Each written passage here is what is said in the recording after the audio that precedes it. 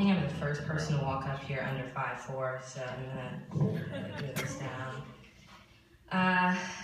For the first time in my life, I had a very difficult time writing this speech. There are a lot of things I want to say to you today. But for some reason, no matter how many versions of this speech I wrote, there was only one thing that kept coming to my mind.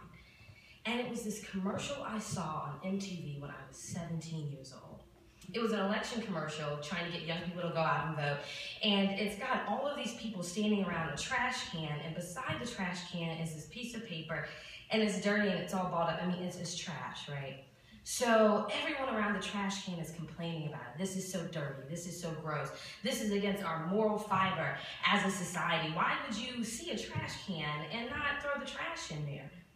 And then this person walks on screen in total silence, picks up the paper, throws it away, and walks off. What's the message? Don't just talk about the problems, do something about it. I thought about saying no to Russell when he asked me to run with him in October. I thought about saying no because I was afraid I wouldn't do right by him. I was afraid I wouldn't do enough for you. I was afraid I wouldn't do enough for myself so that when I came here every day, I could be the best person I am for you. But then I remembered something very important. Russell and I are the only candidates for our position that aren't just going to stand around the water hole and talk about the problem. We're going to do something about it. No, we haven't been on dozens of panels over the last year talking to you about the problems you'll face. We're too busy trying to eradicate those problems. When Russell worked in Superior Court and found out that there was this nasty rumor around town that Howard Law students can't write, he didn't come back to tell you about it. He came directly to the source and said, what can we do about it? When one of my fellow interns at my job told me, or she offered me last semester, access to the outline bank at Georgetown, I didn't go on break thinking about telling people how important it is to build your network. No, I spent every waking day trying to create an outline bank for you so that people can say, I want to be a part of the Howard network. I don't have to go to any outside source for anything.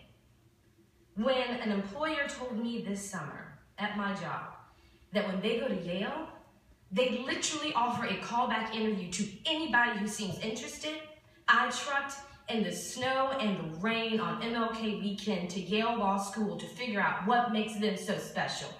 Because I sit in classrooms with people who are equally as brilliant. Because I sit in classrooms with people who are equally as talented. And dare I say, harder working. My colleagues are going to stand up here and they tell you all the great things they've done because they have done great things. They're going to tell you what their plan is to do, and they're going to smile and they're going to say something, maybe something that'll make you laugh. But I think there's just one question that you should consider. Last year, when Victoria Thomas, I think she has to be the most popular person in this election, she stood up here and she said, the truest test of leadership is not what you do when you have the title, but what you do on your own without anything at all. Over the last year and a half, Russell and I have worked diligently for this school for no titles and with no title. But we know now that our vision is so great, there are certain things we can't do without the door being open to us through SBA. So when you go to the polls next Wednesday and you have a choice to make, ask yourself, are you going to vote for the candidates who are going to stand around the water hole and just talk about things? Or are you going to vote for the candidates who are going to actually do something about it? Thank you for your time.